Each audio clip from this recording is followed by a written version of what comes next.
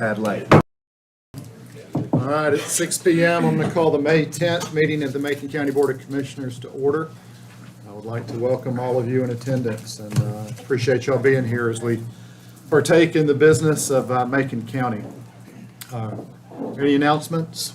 Mr. Chairman, the county attorney will be here shortly. He had court and he's on his way from Swain County. Okay. Mr. Chairman, got the FOP, fraternal order of police, this Friday, noon. Fraternal Order of Peace, Police, at noon. Yes, Yeah. Head next door at the gazebo, correct? yes. Correct. Anything else? I had a notice here for a retirement party honoring Vic Perry on Friday, May 20th from 2 to 5.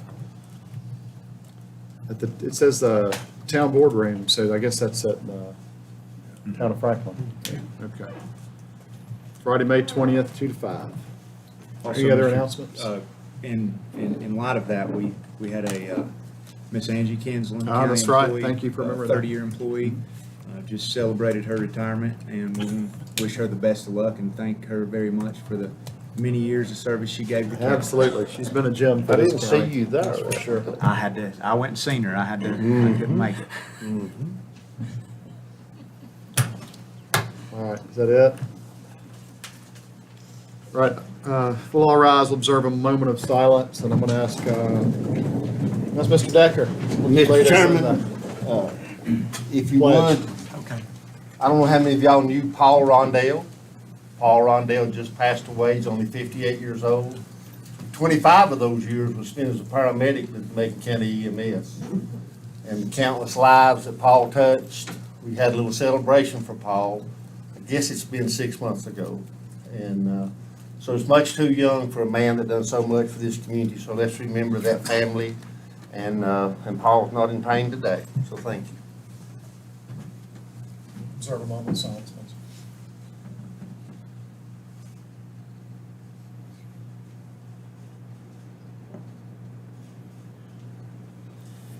Would you join me in reciting the pledge to the flag, please? I pledge allegiance to the flag of the United States of America and to the republic for which it stands, one nation, under God, indivisible, with liberty and justice for all. Thank you, Mike.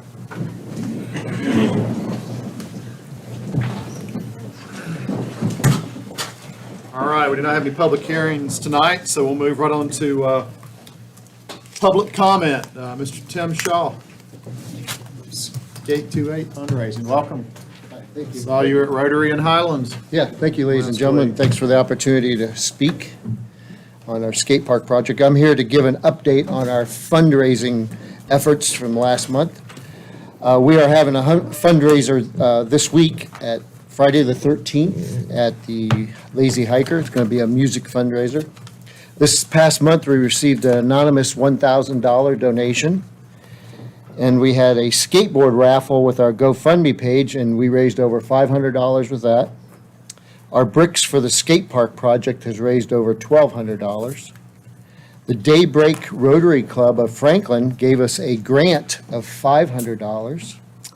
And the Noonday Rotary of Highlands gave us a grant of $2,500. So it's a big thank you to those two Rotary groups, and maybe others will join in.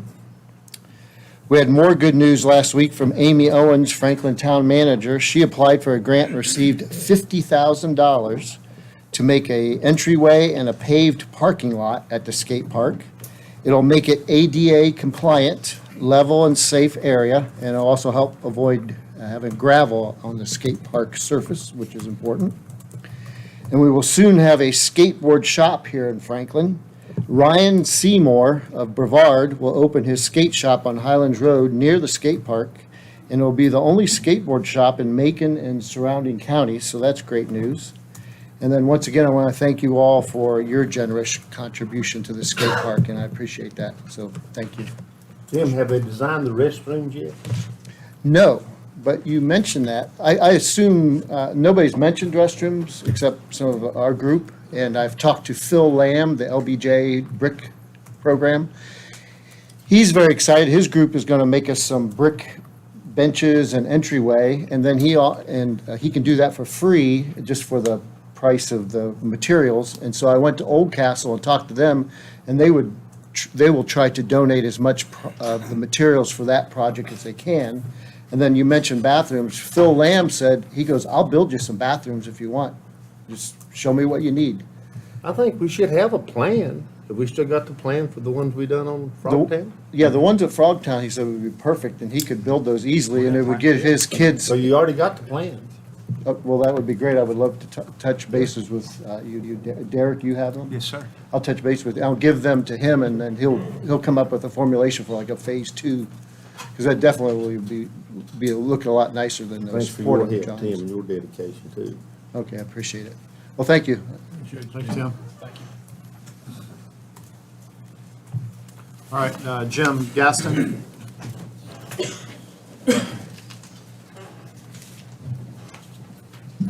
Good afternoon. Many of us in Macon County recently became aware of the nonprofit funding requests that were approved by this board, and I want to thank all of y'all for your continued ability to invest in our community with the limited funds available.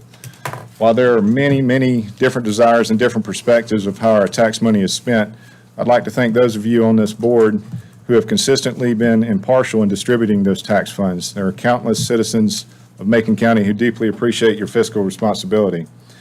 I'd like to encourage this board to consider requiring every single nonprofit to apply for funding through the Community Funding Pool Task Force operating within its given budget, rather than allowing nonprofits to appeal directly to the Board of Commissioners for money out of the general fund, as sometimes has been the case.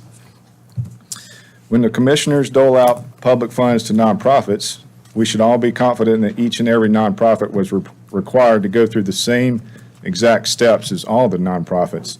By requiring a checklist of fairness to each entity requesting funds, everyone can be assured that winners and losers are not being selected based on partiality.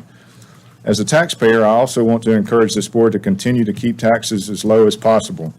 I realize with lower taxes, public services may be limited as a result, but many of us are all right with that fact. Macon County can strive to be a place for people who do not depend heavily on government services, instead choosing to be more self-reliant. It's common knowledge there's never enough money for any government to do everything they desire. Spending can and should be kept in check at all times. Just because it's in the public coffers doesn't mean it has to be spent. I'm glad that this board sees the benefit of saving for a rainy day. Thank you for helping Macon County stick to its roots of being rural and small-town oriented. And thank you to all of you for the work that you do to make Macon County a great place to live without breaking our wallets to provide a lot of unnecessary public services that become money pits of maintenance. So in summary, I'd like to encourage this board to be diligent in keeping spending only as absolutely necessary, especially when considering the approach to allocating funds to nonprofits. And thank you again for your commitment to spend money fairly and wisely so that Macon County attracts the kind of people who desire to protect and grow the free market economy and who support individual liberty without intrusion from federal and state bureaucracies. Thank you. All right, now Lee Walters. Yes, Gaston. Jim Gaston. Good evening, ladies and gentlemen. Thank you for allowing us to ask questions. I guess that's what this portion of the meeting is for? Is it? I've never If we been can here answer before. them, yeah, we're happy to. we're happy to. All right. So this is concerning Frontier Communications and the telephone company and the lack of phone service that we're getting in Nantahala. Currently, and I understand for the past 2 years, there has been no phone lines available for people moving in. Someone actually has to move out or discontinue service for someone to get a phone line. It doesn't seem right. It surely doesn't seem like it should take 2 years to fix that problem. We're in a time in an area of great growth over there. The safety factor is pretty important. If you don't have a phone, you can't call 911. I don't understand why there hasn't been some sort of proactive measures taken for this. I had inquired to, I think it was the county manager office. anyway, there was a couple of different agencies within Macon County that I had inquired to get a copy of the franchise agreement, because I could take a look at it and see what the teeth are there for Frontier to be made to provide phone lines because of an EMS 911 situation or whatever the contract said. And I got no response. This was over a month ago. I got no response from anybody. I had to come back in, and they said, the girls out front said, well, it's best that you just come to the commissioner meeting and address them at that time. I know that there's give and take in contracts and franchise agreements for the telephone companies. They had said, the people that reported in the girls out front, said that they talked to someone and said, well, we don't have a franchise agreement with Frontier. I said, well, that doesn't seem correct at all. You can't let them operate in your rights of way and without a contract. I said, maybe it's a Verizon. Maybe they just picked it up from, Verizon. And they said, well, we don't think we have that either. So that's why I'm here. And just want to reserve for a couple of other questions later on. Let me help you right here a little Sure. bit. So I spent 8 to 10 years in the utility sector. So what I do know about Frontier, they lease space on Duke Energy poles, on Duke Energy right of way. Okay, so that's a contract between Duke and Frontier. It's nothing to do with the county. They lease the property from the landowners. So there, I think it's FERC, there's a utility commission, and that's the direction you need to go. If you want to follow up, and maybe I can follow up in an email with you. Okay. It's kind of regulated out of Raleigh, and I myself have made a complaint for something similar, and they will respond. It's pretty quick, and I think that's where you'll get the answer to most of your questions. It's regulated more, at a state level than it is at a local level. Okay. It's probably hard to comprehend, but similar It is. with Duke Energy. It is. It doesn't make sense, but we really have no authority. Seems strange. I would tell you that in terms of the rights of way, in my area, Duke Energy has a set of poles, Frontier has a set of poles. They're not on the same right-of-ways, they're not on the same line, poles. Sometimes that happens, maybe along major roads or whatever, but not up my way. I think, like I said, I don't mind to follow up with you. Yeah, that'd be great. Local area management, and I think that's appropriate. Okay, so I've got a couple of questions that I offered to put forth from the Nantahala Community Club. They want to know who the Nantahala representative is on the broadband committee.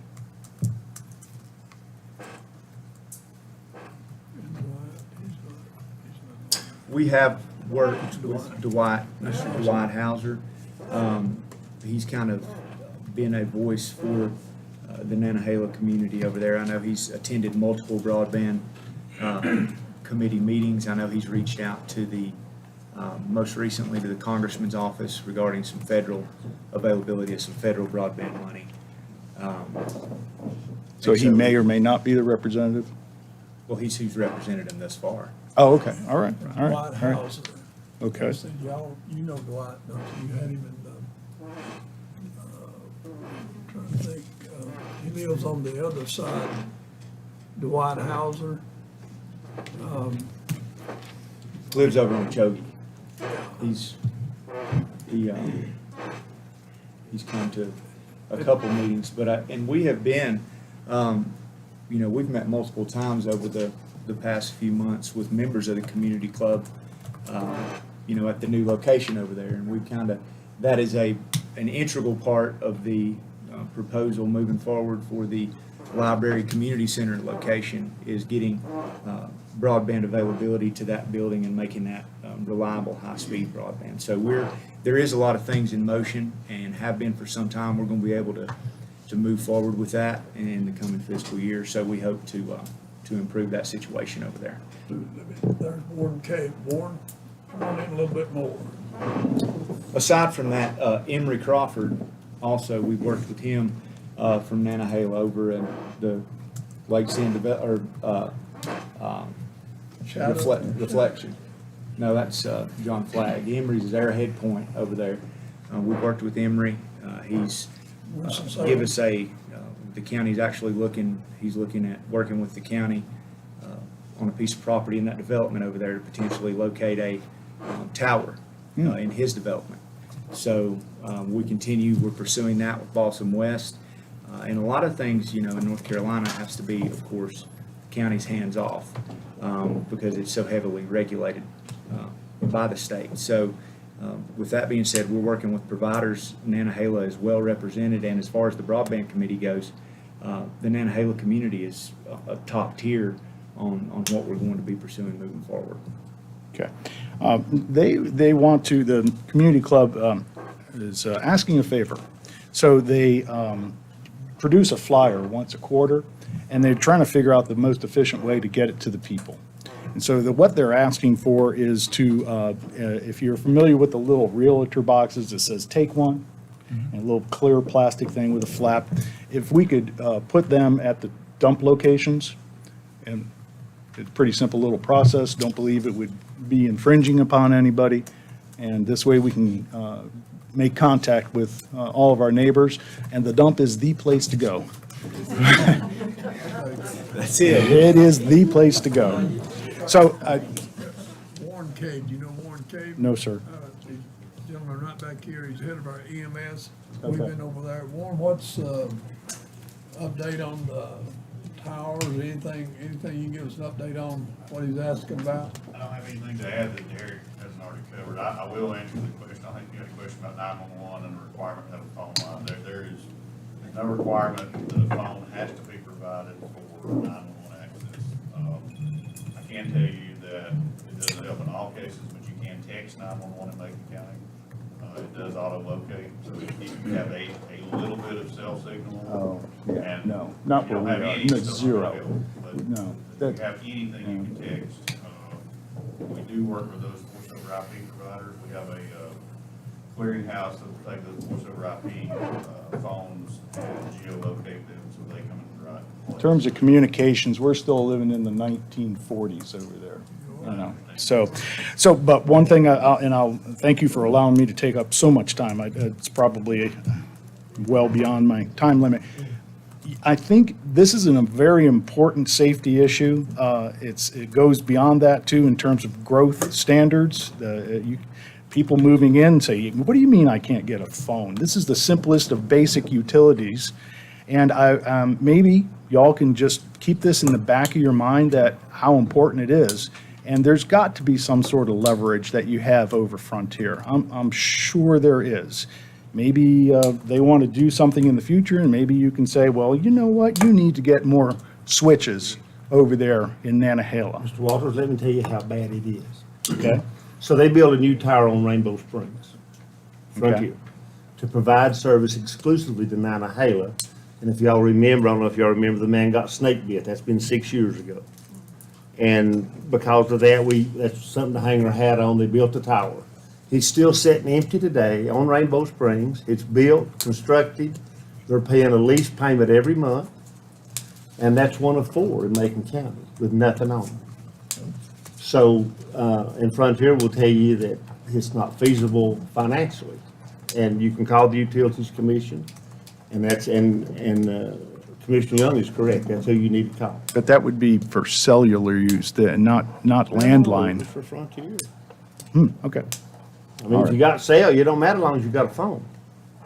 right. So, Yeah. but Frontier could use that. They were allowed to use it, just like our communications would, Warren's Communication Service could use that. So it all comes down to one thing, money.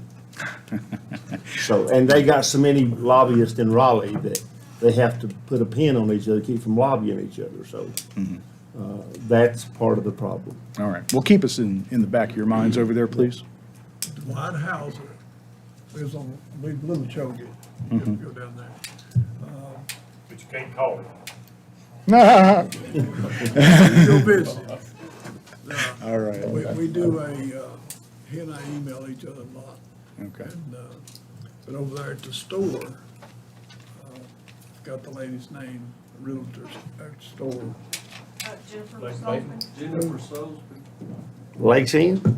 Lakes End, but, I forget who else. Christine? Christine. Flag. Christine. Flag. All right. Christine Flag, we're on TDC together. She will know how to get in touch with Dwight Hauser. Okay. Okay.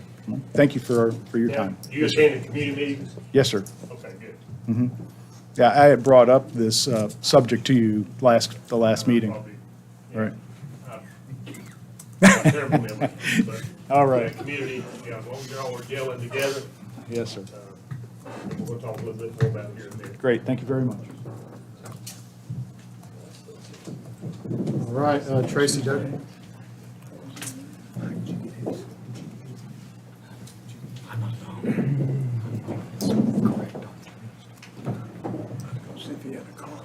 Okay, I think I got the right meaning for, I'm here to oppose the changes that animal control brought to the commissioners last meeting.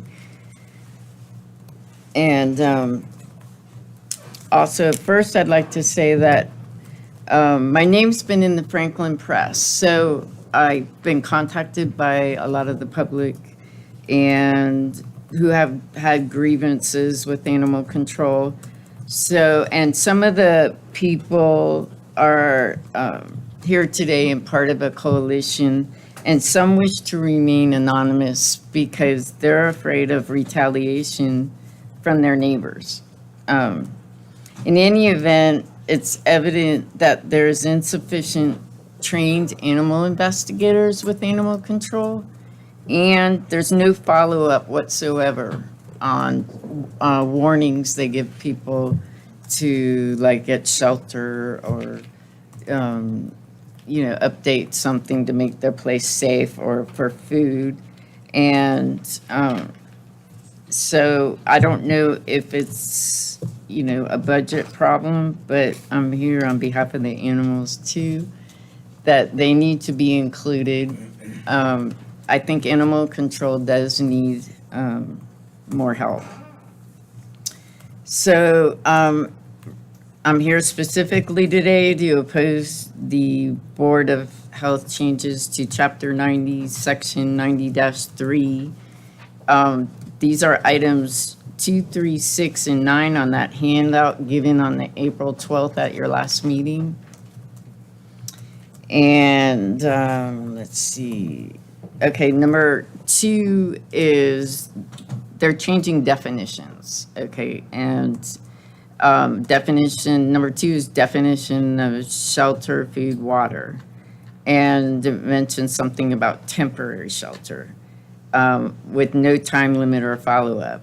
And this is the problem with the animal control ordinances now, is that there's no accountability or enforcement, anything specific enough to enforce the rules. And I mean, I've seen a horse and goat and dog on death's door, and they didn't remove the animal. And they gave the guy a warning and never followed up. So, and I mean, there's other people too with the same story. I proposed, and I only made 6 copies. I made proposed changes, and I took these changes from another county's ordinances, animal control ordinances, because I thought they were more specific and what we needed, and they are in line with North Carolina statutes. I had provided this to the Board of Health here. However, it wasn't taken into consideration when they made their changes that you got a copy of last meeting.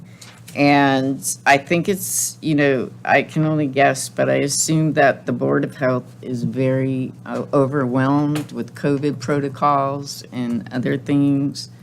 And again, I think that our animal control program needs more manpower and probably more money to do that. But I'm going to give you guys, not only these are the proposed amendment revisions that I think will make our ordinances more enforceable, make it safer for animals and everybody, actually. And also this is a ongoing problem. Number 9 on that handout is about reporting being anonymous or not. And I had a lawyer, retired judge, read the laws and said that as it sits now, reporting can be anonymous. But, what's his name?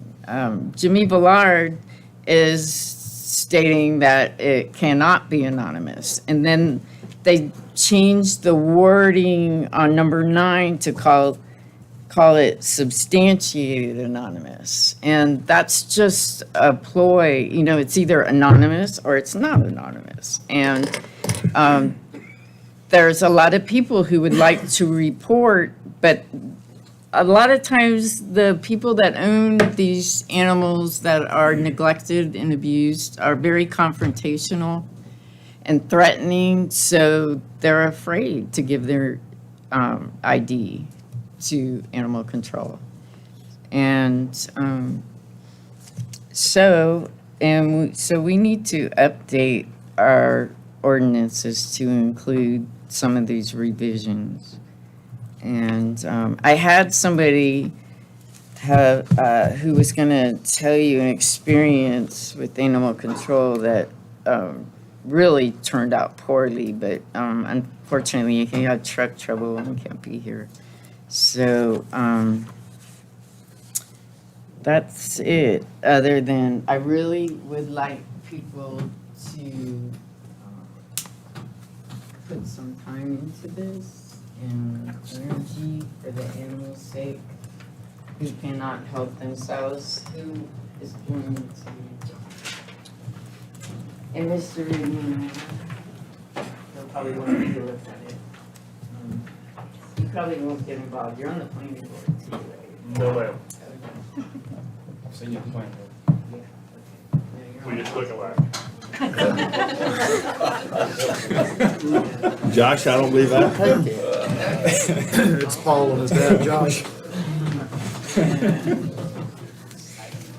I've got one. Okay. Derek. Thank you. Okay, that's it. I formed a coalition to help with getting these changes done. And unfortunately, a few of the people couldn't be here, but one of the members is going to just tell you of her experience with how long it takes to get an animal removed from a neglected or unsafe home, and what she sees as a result. So that's it. Hey, Tracy. Thank you, Tracy. Tracy. Tracy. Mrs. Digger. Sure. So listen, I feel like I owe you an apology. I've seen you at the planning board probably 6 or 8 times in this meeting. I know you've been to the Board of Health, and I haven't given you any direction. I just kind of want to share with you that I appreciate your perseverance, and you're very dedicated. I know this is a passion of yours. But I personally just don't want to add a lot of regulations. I'm not in favor of copying Buncombe County. And I just want to kind of share with you my personal stance on this. I just don't like government regulation. I don't like rules. I just, we're still in rural America. So I feel like this board, myself in particular, we really haven't given you any direction. You're at every meeting, you're very, very, very dedicated. I just wanted to kind of let you know, I'm not a big fan of adding, and the Board of Health, they've spent a lot of time on this as well, and now you guys are kind of clashing, and it's just kind of a big hornet's nest. I just wanted to get that off my chest.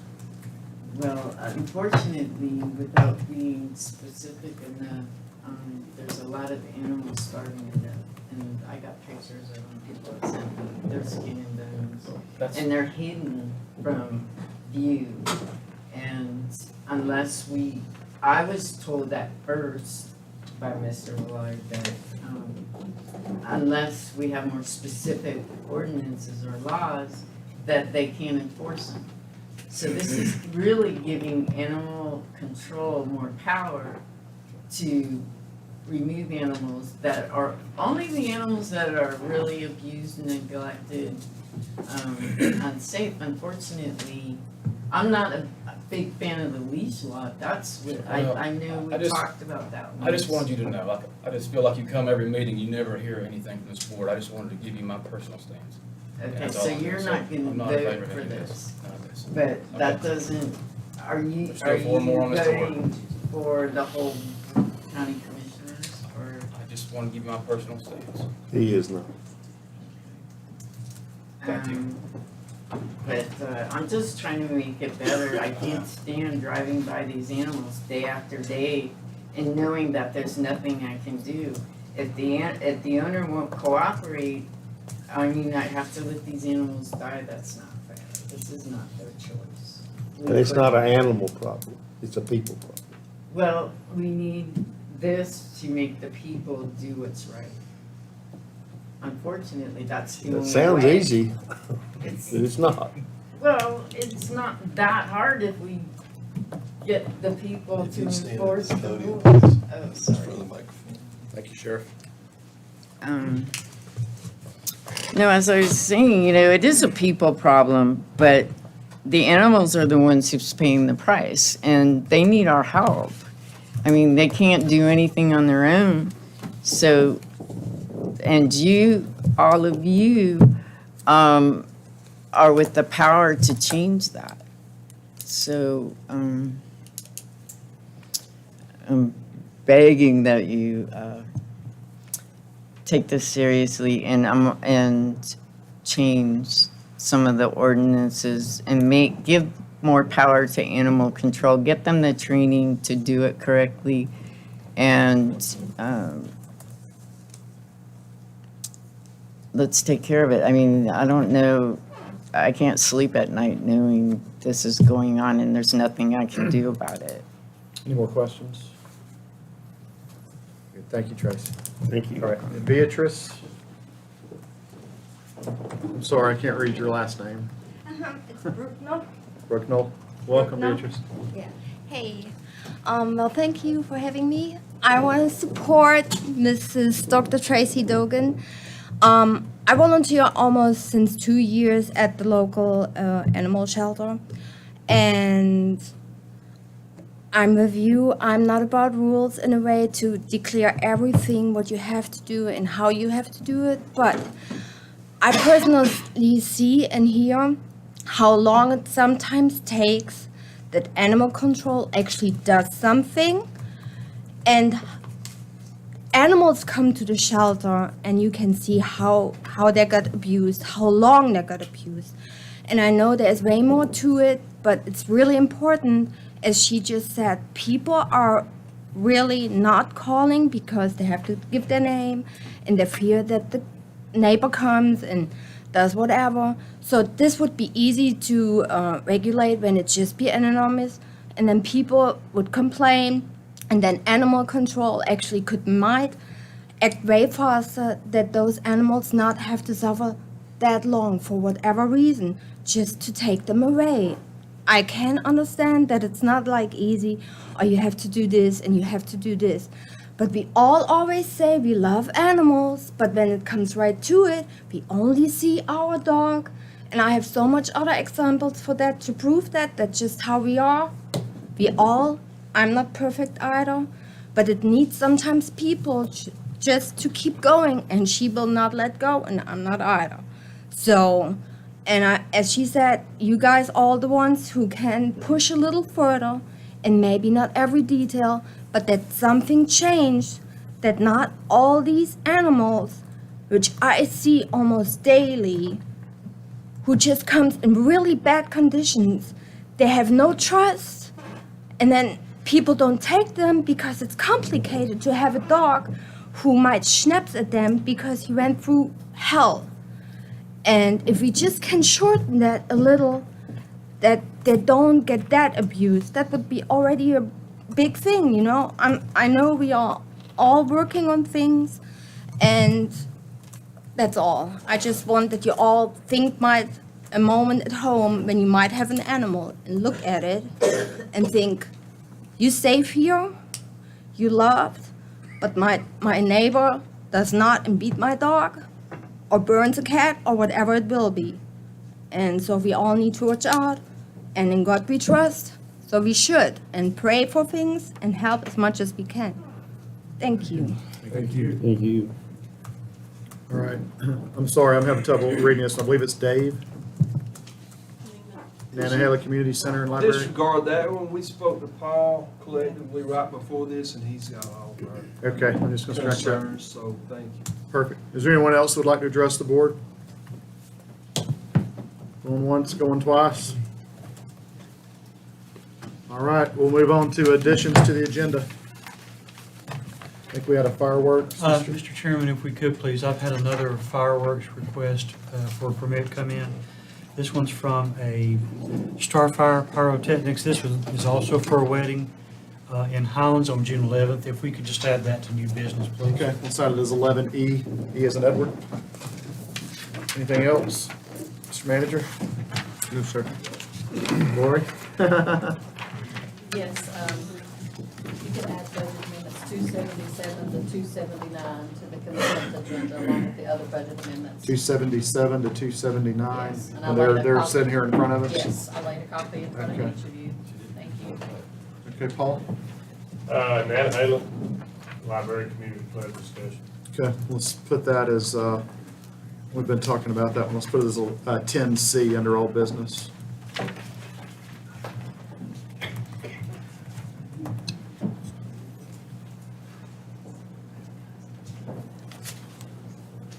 Anything else? We'll get a motion to approve the agenda, please. So moved. Motion by Commissioner Young, second by Commissioner Higgin. All in favor? Aye. All right, reports and presentations. 9A, proposed rate increases and request for an extension of the exclusive franchise agreement. Ms. Bonita Hamstra, J&B Disposal, welcome, Bonita. Thank you. Hey, Benita. Thank you. Hi, Ronnie, how are you? Well, gentlemen, I haven't seen you for years, but here I am again. And I am requesting a rate increase for all county services. I have not had one in 25 years on that service. And then on my commercial, I'm requesting a 5% rate increase on that per month. And on the residential, a 10% per quarter. So repeat that again. Okay.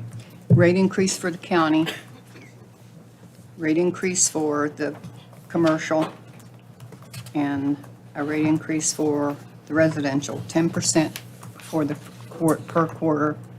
Highlands would be 10% Thank you. annually or semi-annually.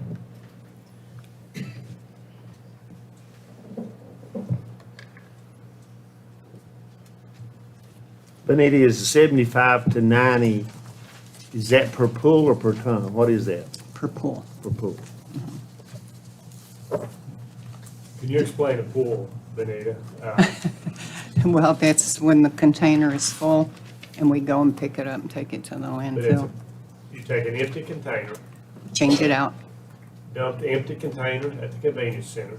No, we take an empty from the landfill, take it to the convenience center, change it out with the full one, take the full one back to the landfill. When you and get dump it. there with the truck, you offload the empty container. Correct, You load the full container, correct. pull it out, offload it, Yes, pick up the empty container, put it in the slot, yes, load the full container. So you're handling her 4 times. yes. You're doing that for $75 per container, That's what we've been doing, yes, even in the far reaches of Nantahala. right. Now that's, now you might make a little bit of money on the highways. That's right there close to the office, close to the landfill. But when you go to Nantahala, Buck Creek, for $75, you handle that can 4 or 5 times. You gotta load it before you go out there. So you're loading that can 4 to 5 to 6 times. Yeah, I'm way overdue, Paul. I'm not in here for your calls here. I'm just wanting to educate people Yeah, about the process. right. And we get asked a lot of questions. Yeah, do I understand. about this. Yeah. And and I've got a pretty good feel for it, but I just want people to know that you're not ripping us off. No, not on me. Okay, I didn't mean to steer your show there, go for it. That's okay. I'm wrapping my head around this tonight. So we've got two items we're looking at. We're looking at a rate increase for now, and your current contract runs through November of '23, so Correct. just a little over a year and a few months. And then the next item we're looking at, second item is An extension. franchise agreement. So they kind of go hand in hand, but I understand the rate agreement now. Right. I was just looking forward, and I couldn't run, I don't see how you do it, that's shoestring, based upon what Paul said. Yeah. And I've talked to two different trucking companies about it, just to make sure it was correct, and it does to me. And I personally, I don't have any issue with that increase, especially in light of what diesel prices are at this point. So Yes. It's, yeah, This is it's a amazing that you're able to do silent it for partner. that. It's a diesel rig is a silent partner. Mr. Chairman, you think we should discuss the franchise agreement and put these two things together, because one goes hand in hand? They are, That's what I was just thinking about, Ronnie, what's the best way to handle this, but, I mean, you gotta have They the go hand in franchise hand, but agreement. Without that, none of that other matters. Right. well, it would for the next year and Well, to 4 23. months, yeah. Well, now, the rate increase on the one that really affects this board in the county is the convenience center. I never did understand the exclusive contract. We kind of forced you into, or your company, or you and your husband, when we went into this thing, to provide residential pickup? Or did you offer that? Or is that? Well, no, that was part of the requirement. My husband would not take the business without a franchise because the area was small. It needed a lot of income put into the business to bring it to where it is now and to provide personal roll-off cans. We put compactors in the hospitals. We tried to bring the community up to speed. So the provisions were from the commissioners at that time that we need, if we would promise is to buy a residential truck and increase the service. Well, there was no service except in the town. There was no service being provided for the county other than the centers. Now, is that part of your, I don't mean to get into your business too much, you're on a great show there. Is that an increasing, I mean, it seems to me to be a little liability if you go to the head of Burningtown, or you've got areas you don't service, right? Well, not right now, no. I mean, we go to Burningtown, we go to Highlands, we go to Otto. So right now I have 3 trucks on the street at all times. Isn't it true that if you live on the head of Burningtown or I live on River Bend, it's all the same price? Yes. $13.50 curbside pickup, and you pick it up, you make 4 trips a month. Yes. How do you do that for $13.50?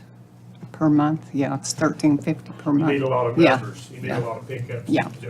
But in a lot of cases, I know that you don't have continuous pickups.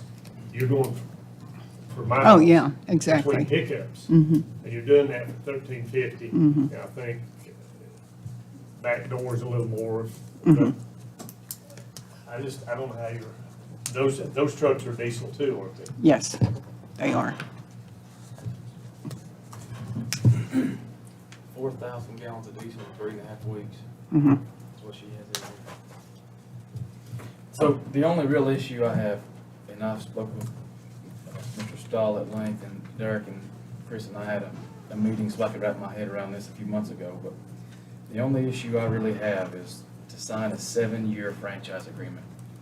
2 years and a couple months, every member of this board may or may not be here. I'm sorry, 4 years from this point in time.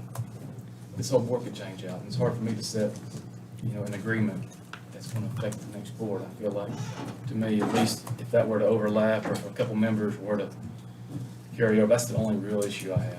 Well, it did happen prior. I mean, the last time I had like an 8-year contract.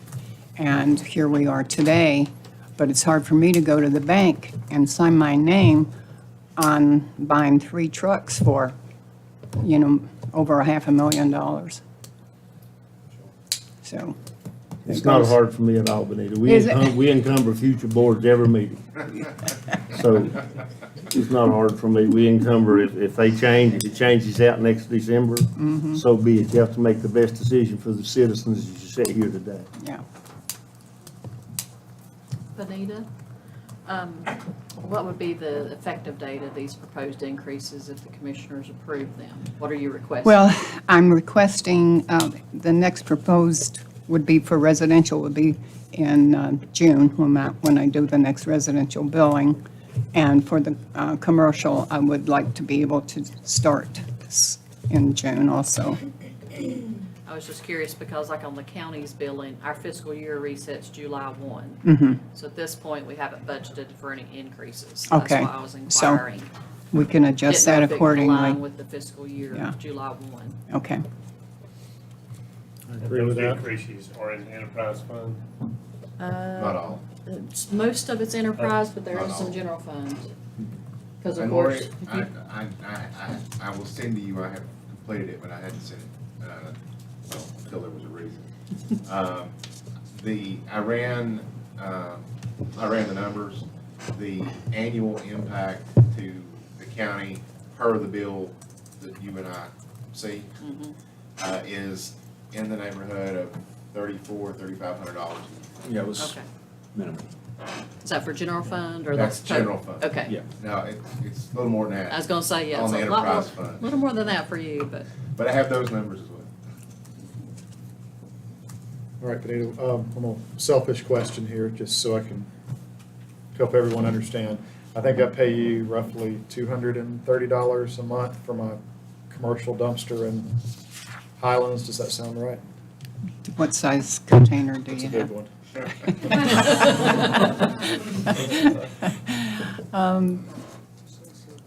Twice a week, once a week? Maybe once a week. Once a week, 230? That's what I'll get off the top of my head. Yeah. I mean, I sign your check monthly, but I can't Yeah, remember. I'm not sure if, So my Jim, question if you is have what'll it. that go up in Highlands? Let's just say it's 250. 250. Is that going up 10%? I'm misunderstanding what you're saying. It says 10% in Highlands on an annual, and then you have another one for commercial requesting 5%. So is that a 10% in Highland or a 15%? No, the 5%? commercial is 5% across the board. The 10% is the residential. In Highland, so mine Well, would go. 10% in Franklin also, Okay, so my commercial in Highlands 5%. would be 5%. Yes. Okay, so $250, we're looking at not much, $1,250. Okay. You need to charge him a lot more. Believe me, I'll make up for it, don't I, Benita? Yeah, Ronnie's good. Yes, I do. We get hit, don't get hit a lot, we get questioned a lot about this exclusive franchise, Mhm. you know. Yeah. But you, and the way and a couple of questions I've been talking about this, and I was agreed occasionally, and the way I justify my support for this is it's kind of like a utility, the landfill. I mean, the solid waste in this county, we have to have some control and leverage over that process, and the service that you've provided has been phenomenal. Thank I've you. used you in my private business, and it's always top-class service. But what alarms me, I'm not too worried about the restaurants, the construction roll-off containers, or the residential pickup. What concerns me is our convenience centers with 3 to 4 cans at each one of those. If for some reason you decided to take that extended vacation from now on and retire, the county immediately has to go into business, bring those, do the pickup at those convenience centers. And I shudder to think what cost we'd incur just for capital investment to buy the trucks, to staff those trucks. The cost would be phenomenal. unless I drop dead of a heart attack, I mean, you know. If we're going 8 years with this, you're gonna be around 8 more years. I plan to, but, you know, I mean, I don't neglect my business. I take care of, try to think ahead and prepare for things that might, but I have people that have been with me 25 years, 20 years, 15 years.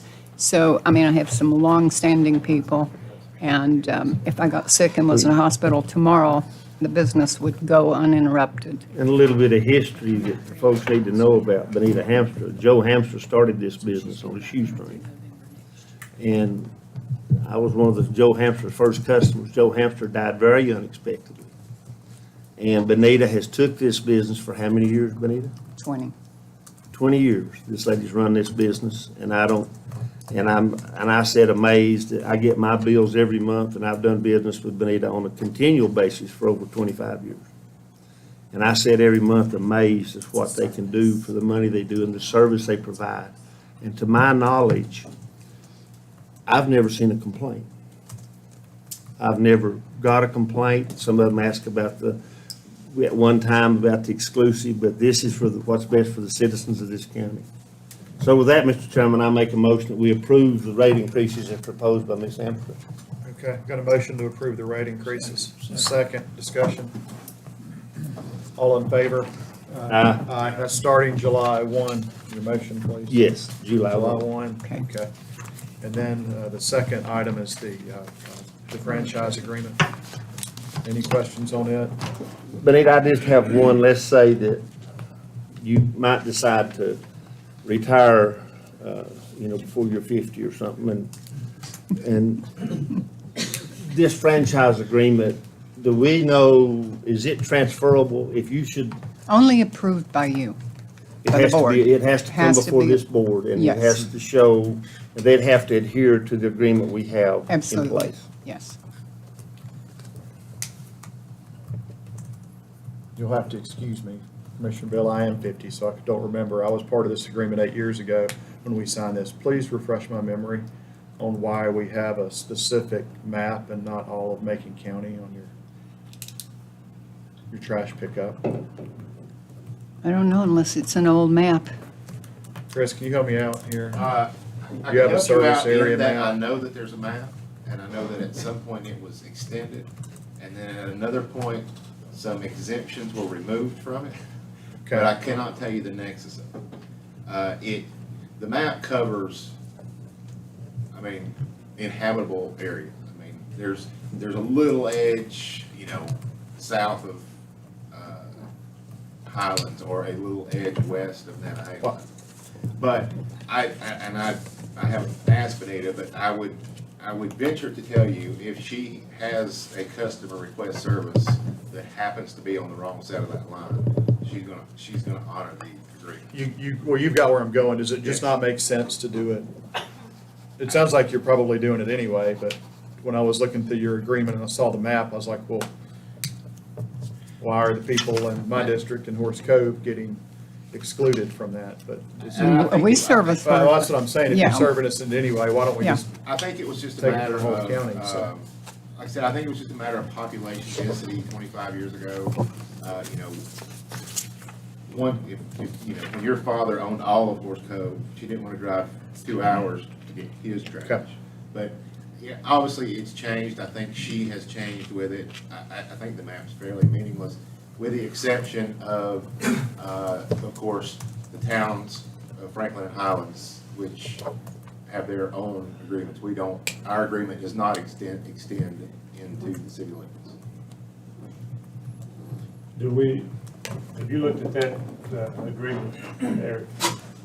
I reviewed it several months ago, but not with this, for another purpose. It didn't have to do, the reason I was reading it was for an issue not related to that. So as far as. Do we need, 8 years is a long time. But this contract has stood for how many years without being contested? It's the same, yeah, there's It's no not change other than there's no change since the last time. And the reason it was 7 years, if I remember, Benita, you can correct me, is to finance some of those trucks up to $1 million. Yeah. And You can't finance it for 36 months like you do a motorcycle. Exactly. You'll just leave that map in there and knock it out. I'm fine with it. I would like it for it to be all of Macon County personally. Chris, do you have any issue with that? Or- No, Benita? I don't. And like I said, I don't. Sounds think- like you're doing it anyway, so. Yeah, I don't Well, think Benita. yeah, I mean, I go wherever I'm I don't called. think she uses that map as a guidepost. Okay, well, let's just eliminate it then, if everybody's okay with it. Well, let's ask this fellow over here, because it is, the exclusive franchise is adopted by ordinance, so I don't know if it's as simple as just saying, take that out. We can. Maybe it is. Well, we can approve this Right. contingent upon, his review. My recollection is that it is an ordinance, and therefore, in order to amend it, it would have to be done by board approval with a public hearing first. So with that, Mr. Chairman, I'll make a motion that we approve the contract and franchise, exclusive contract and franchise agreement with J&B Disposable for an additional 7 years, taking it to 11, 2030. And Take it to 8 years, won't it? Not 11? Yeah, it's not 11. What's that? 11th month. 11th, 11th yeah. month, okay, I'm with you. Got it. I think that's November, it used to be, I think. Gotcha. So I'll make that in the form of a motion contingent upon our county attorney reviewing the MAP agreement and it being consistent with Ms. Hampshire's agreement to the county to service the entire county. Was it for 8 years? 7 years. 7? It's a 7-year contract starting in 11/23. I second Have a motion and a second, any further discussion? All in favor? it. Thank you, gentlemen. Thank you. Appreciate Thanks it. for answering our questions. Thank you for the good service. Thank you. Update on environmental health section, staffing issues. Kathy, welcome. Our Public Health Director. Good evening. And in charge of the doctor. After the last commissioners meeting, you charged myself and Paul Higdon to meet with a committee that we put together. We did that on Monday following that last meeting, the 18th. We had Jeff Parrish there, Evan Harrell, myself, Paul Higdon, Charles Womack, our HR coordinator, Jessica Balcom, and we discussed the environmental health recruitment issues and tossed around a few ideas. And so I'm here tonight to kind of give you an update of some suggestions, some things that we considered. Obviously, we continue to look at how we can recruit permanent, full-time environmental health specialists. I'm happy to report that we have 2 candidates that we hope to start the next beginning of the starting period, which is Should be the 23rd. 23rd. So obviously, they are coming to us that without their authorization, so they will be going through the training period and so forth. But that's 2 out of 5 that we had. So we still have 3 openings after that. And we continue to have interest from students that are graduating. So hopefully, maybe we'll be reporting that we have more candidates for future meetings. What would be the starting pay for these 2 new ones coming up? Oh, gosh. 44 plus. 44, 2 or something? 40, it's about 45 plus the bonus, time paid. That's also a little bit less because they are not, they're in a trainee status. Oh, okay, Yeah, that would be, yeah. If they're a trainee, it's right at 40,000, a little over 40,000. Plus your benefits. Plus benefits. Plus benefits. And their training period lasts how long? Anywhere from the quickest they can get done is 6 months. I mean, there's just no way of They if have the everything degrees, correct? hit right at, yeah, but these are people that have the degrees, they meet the degree requirement. They're qualified for the position as a trainee, but they still have to go through certain trainings with the state as well as participate in site visits with other environmental health specialists so that they learn how to do this. So there's a period of, at a minimum, 6 months, and it's taken at times up to a year.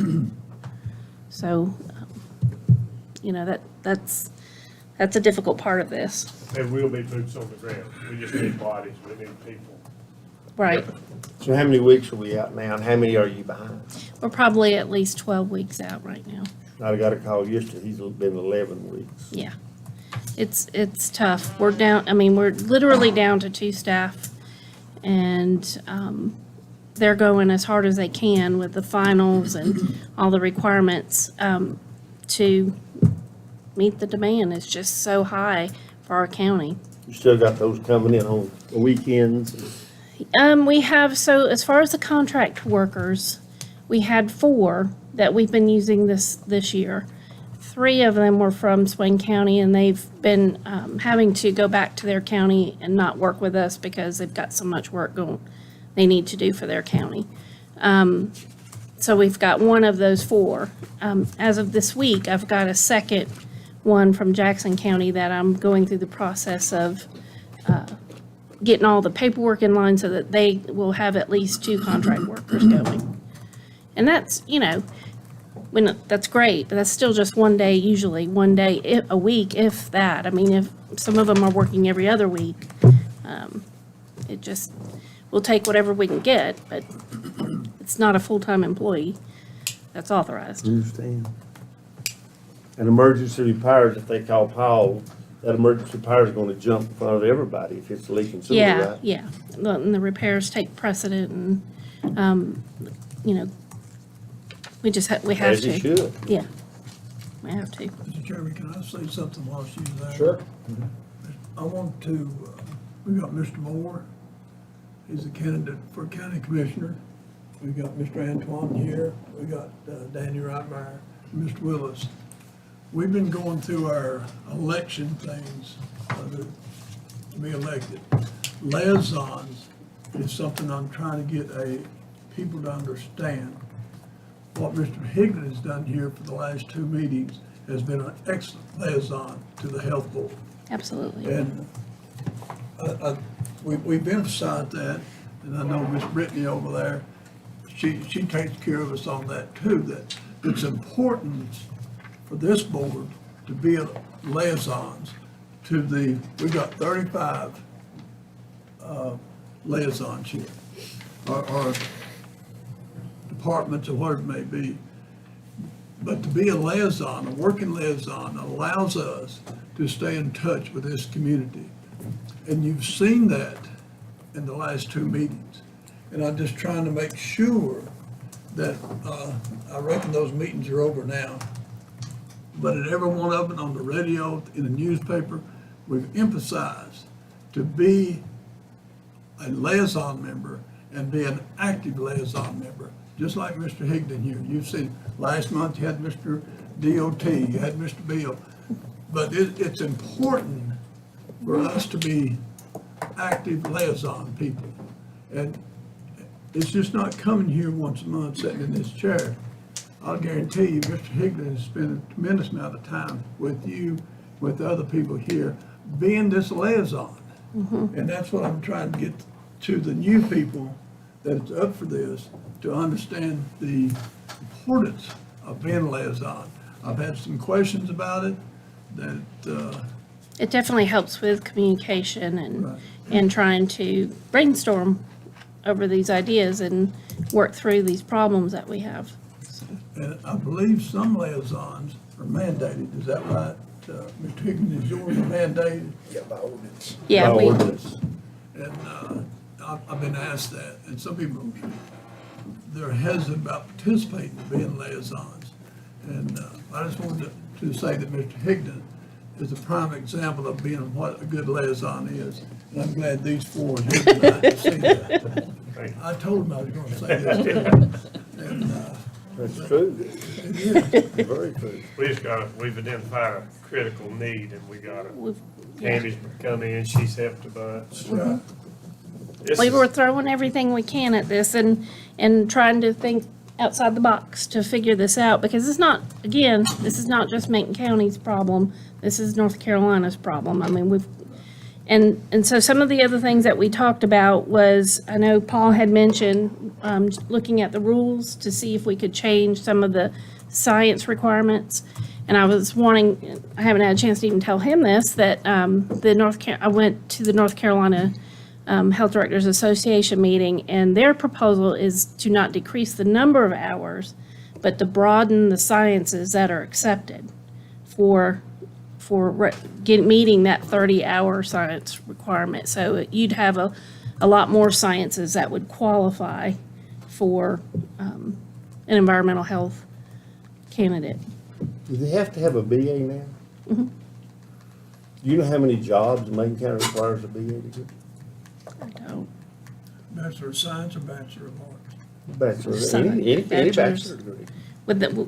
It's a bachelor's degree with 30 hours of You got sciences. the county manager and somebody that inspects septic tanks.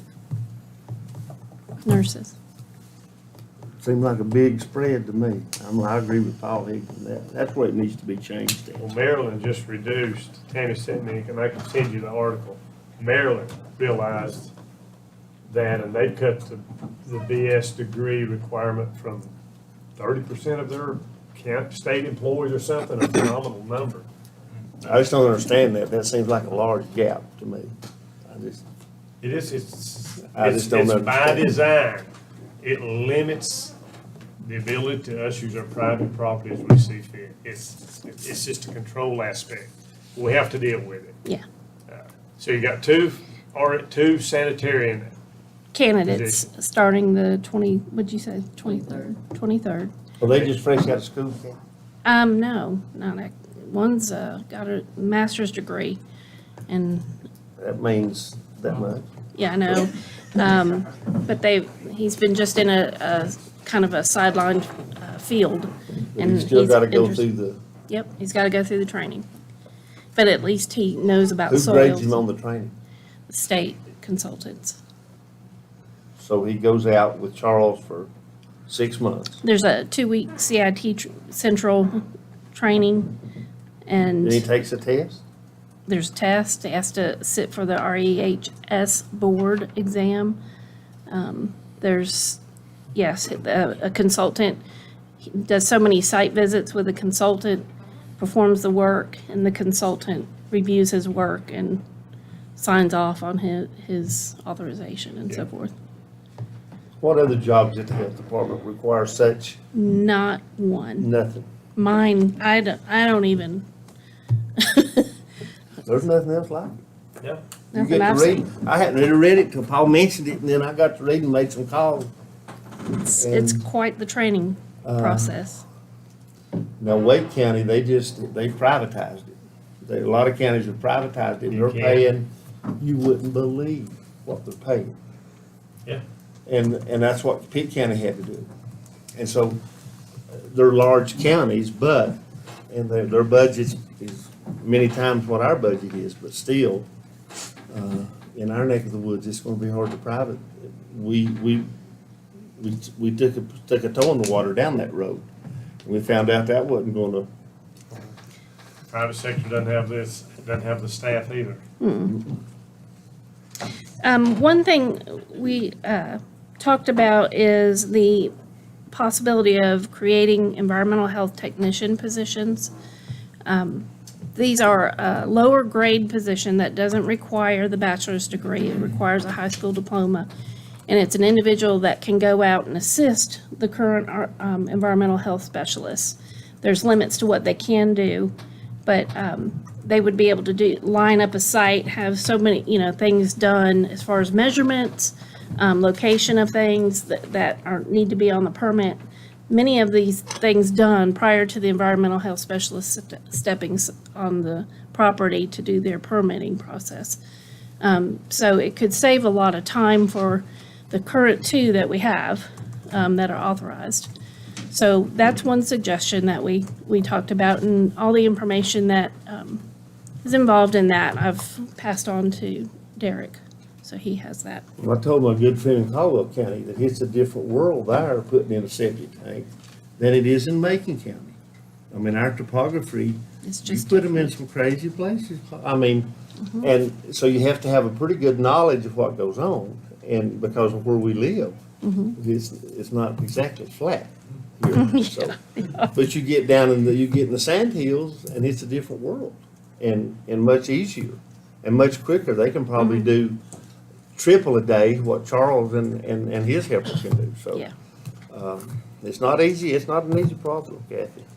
We've also tried to make sure, we've worked with the staff, we've worked with them up front about clarifying our paperwork so that the public, realtors, everyone understands what has to be done to the property before we go out and step foot on the property. Because if we make a wasted trip, that could be a couple hours of their day. So we're doing everything we can there. We talked about whether there's a software system, tracking system called Blueprints. It's a sign-off system for building inspections. I've reached out to Eric about the legalities. If the front staff could take over checking off the boxes in Blueprints with the final inspection signed off on and the permit signed off on, talk to Bobby Bishop about it. I think that's a go. That's a change that we can make. Instead of having Charles and Jonathan coming in and spending time on a computer checking boxes, if they've created the permit or they've done the final, then with that paperwork, the girls up front could go in the system and check that off for them. See, Bobby Bishop can't issue that permit until that box is checked. Right. And he's way, And- do you and Bobby have meetings to see how far he's behind? Yeah, a lot of times we're the ones making him behind because we haven't gotten to the Oh, blueprints. we know that. So we're trying to speed up this process so right now it's been Charles and Jonathan has had to do everything. And we're trying to figure out. They can't do it all? Yeah, they can't do it all. We talked about whether or not to require pits. That kind of got squashed because of the idea of trying to get equipment to a site is not real feasible right now. And then Evan, Mr. Harrell, had a suggestion and a request actually about making permits accessible online because septic permits are not, and well permits are, and their locations are not accessible online, and they use that information to go through their process with real estate. And, they're either coming or having to call our staff at the front to research it and get them the information they need because it's not accessible online. So that ties their time up doing that, which if I can shift this, if we can get this stuff online, let that be accessible to the realtors, they can do their own research, then the front two staff can work on other things like blueprints and kind of shift the weight a little bit so that it's not on Charles. You turn that over to IT yet? Yes, we have it over to IT. We're gonna be redoing the website and the current budget, and we're gonna do that as part of the. Good. Yeah, there's some really good things that I think came out of this meeting, and I'm hoping that we'll see some positive traction. That is everything I had on my list, if you can remember anything else. No, the thing about the environmental health technician, Derek had talked about finding enough money to do 2 part-time. We don't want to go out and hire full-time positions right now. But I think y'all were working to put 2 part-time people. Yep, we're working to put that into the fiscal year '23 budget. Any staff that we can get to help Charles and Jonathan, that's our people right now. Right. Any relief we can give them, just use their knowledge. Let these environmental health technicians do their augering. You can't, it's hard to turn an auger for 35 years like Charles had. Measuring, drawing, designing, whatever, checking boxes, anything we can do to relieve the pressure on Jonathan and Charles till these other guys are certified way down the road. And the odds in North Carolina, of those 2 that we're gonna send through central training, one of them will leave. That's just, Yes, that's the pattern. So, and it's what we're battling. I appreciate everybody that's working on this thing. It's critical. Ronnie knows, we all know. And in full disclosure, I do install septic systems, but I'm 73 years old and I've about knocked my last laurel bush down. I work primarily in Jackson County though, because you can't get permits in Macon County, so, no. But there's nothing personal in it for me. Everywhere I go, people just got a call from a contractor in Highlands before we got here. What do you mean 12 weeks? That's people ready to build a house, ready to invest, gosh, in Highlands, millions of dollars. We're gonna tell them, it's from Highlands, Bill Futrell. It's a perfect storm right now. There's not, the inventory in homes is not there, so they're wanting to construct on ground, on land, so, and we don't have That is bodies. what wags the dog. Yes. On the Macon Middle School renovation project, Mr. Jack Morgan. Welcome, Jack. Hey, you guys. Good. Good. Two change orders, because one of them's pretty big and I wasn't sure how that would go. So let's talk about change order 18. That is the one I mentioned last time that we were going to have to do to be able to shunt all the kitchen equipment under the hood. So when the fire suppression system goes off, the gas shuts off, the electric shuts off to them, which is required by code. We've got one piece of equipment under that hood because it's brand new and it came that way, but the others are not. So the 37,711 is for that. Also, you see there's a West Room W105. We changed out that HVAC unit. It's a wall-mounted unit, like a barb unit, and we didn't have enough capacity in the conductors going over there, so we had to change the wires. Also, the existing duct detectors in the gym were not hooked into the fire system. I mean, they shut off, but they didn't set the alarm off. So I asked to have those connected, which we did, but they're not working properly because they're dirty. And we cleaned them as much as we can, and they won't clean anymore. So they need to be replaced, and we're also going to clean that sock duct that goes through the gym, which is dirty and keeping everything else dirty. So that's part of this change order. Can we get a motion to approve? Is that on 18 only? or did you go- 18 only at this time, yeah. So moved. Got a motion by Commissioner Young, second by Commissioner Bill, to approve change order number 18 in the amount of $37,711. And the accompanying Accompanying budget amendment. from contingency. How you gonna pay for it? Project contingency. Okay. That's what you want. And with that that was the deduction, add-on. do you know where that leaves us, Lori? Before we talk about 19? 296, 182, so minus 37,711. That's what about, I've subtracted off both. They got down to 131,000, so it's about leaves about 260. Any further questions? All in favor? Aye.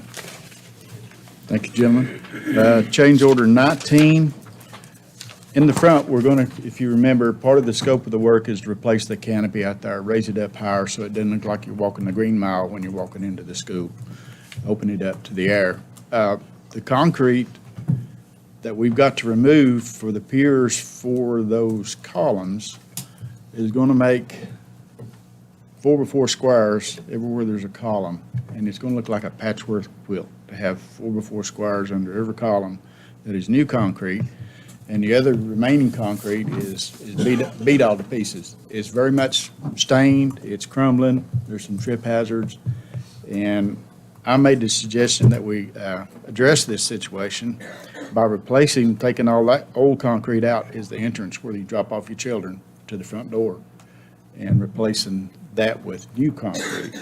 I had Mr. Young and Mr. Shields look at that with me to see what their opinion was as well, so you might want to ask them if you'd like to weigh in on this. Well, I mean, personally, I feel like all the work we've done in the school, this should have been part of the original scope. I mean, it's kind of hard to, see 130,000 at this point in the game, but I wouldn't care so much if it wasn't already deteriorating. Jack makes a good point. The concrete that's there, the surface is weathered. It's all exposed to aggregate gravel. And, I feel like at this point, you just about have to. I hate to do it. I hate to spend that kind of money, but at this point, in my opinion, it's a have to.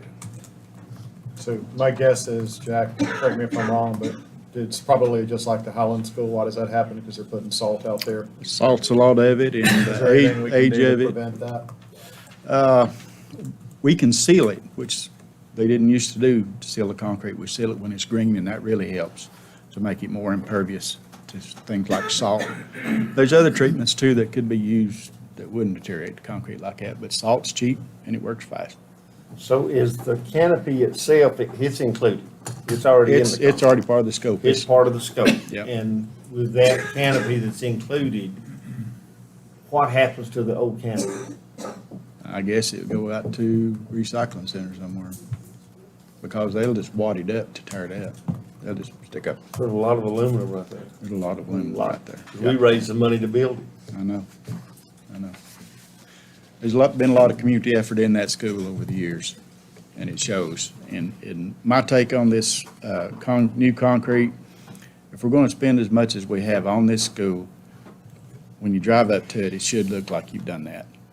And if we leave, Every area that needs to make a statement, I think so. And positive statement. if you leave the old deteriorated concrete, it's not saying much for how much you thought of the rest of the project, in my opinion. And that ain't a short distance, That's a lot. I guess that's how many, that's, We knew it'd be a lot. That's a lot. It's over 100 yards of concrete. is this include the steps? No. We're Are not they gonna do the steps? No. Leave the steps as is? Leave the steps as is in the tunnel, because we don't want to mess with that. Jack, It'd be another one that much or more. Yeah, it would be. Are we expecting any other change orders The only thing that we might have, besides the sealer to the concrete? the sealer, the concrete, and there, there's, the school has its computerized system, and all the new systems HVAC systems we put in can be controlled from the central office. If it's not working, they know. They can make the adjustment there. The ones in the gym, which were outside the scope, we didn't replace those units, are not controlled by those computers. And it's not that complicated to tie it into the system we have, but there may be a change order for that. We're about 95% done there. Make a motion to approve. Second. Out of contingency. Change order number 19 for 127,471. Motion by Commissioner Young, second by Commissioner Shields, with the including budget amendment. Any further questions? All in favor? Thank you, gentlemen. So that takes us down to the 135 range? 131,000 even after You those hang two around. change orders. You hang around. Yes, sir. Thank you. Thank you, Jack. Thank you, Jack. Thanks, Jack. Retirement's fun, ain't it? Yeah, boy. Shake them twice a day is real good. All right, item 10B, Highlands Pre-K facility discussion. That one's on me. If you can remember at our March meeting, we had some members from the Highlands community speak to us and report some presentations regarding the need for pre-K in the Highlands area. I'm happy to rehash that with anybody that might have any questions, but I would like to see this board move forward tonight with getting behind this project, taking the plans that AHEC had already paid for, and let's hire an architect and get those refined so we can have something to put out for bid to get this project on the road. Mr. Chairman, what do you anticipate the cost of architecture? Because if it's over 50, we gotta advertise, right? Got to do requests for qualifications, yes, to their 50K. So it's gonna be over that. Manager, what are your thoughts? Well, I mean, if we're talking about a $4.5 million project, is that right? Is that roughly the, so 6% of $4.5 million would be what you could kind of ballpark it at, so it's gonna be over 50. Yeah. Yeah. So it would be a RFP. We'd have to do the RFQ, request for RFQ, yeah. qualifications. And these plans complete, Jimmy, or is this, I've This never is, saw the plan itself. They did a conceptual study and it's basically a special needs analysis of where they could put the pre-K and have everything that's required by the state to have it there, including a fenced-in playground, special requirements, bathroom requirements, et cetera. And then they're going to be moving or adding two, or was it 4 classes? I think it's 4 classrooms to the middle school annex to be able to put the pre-K in the current old wing of the high school, as you remember, the old wing of the school. So the successful They're gonna be moving architect. two rooms out, adding 4, and doing that. So, but we have the spatial, so they're not gonna be doing really any conceptual design. It's basically got the taking in, footprint. they've got the footprint, and it's just doing the details, the stuff that we're approving all these change orders on now for. Is Seymour right? Would they be a bidder? I'm not sure. So whoever would like to, who are the normal school bidders, you guys know that. Yeah, we went and interviewed a bunch of them. How does this fit into the educational funding for this year? I mean, I think we've got both the same question. I think my concern is that our state looked at K-12, and the county is responsible for the brick and mortar. The current expense, because it's pre-K, or it's a K-12, goes to the state. Here's what I'm not clear on.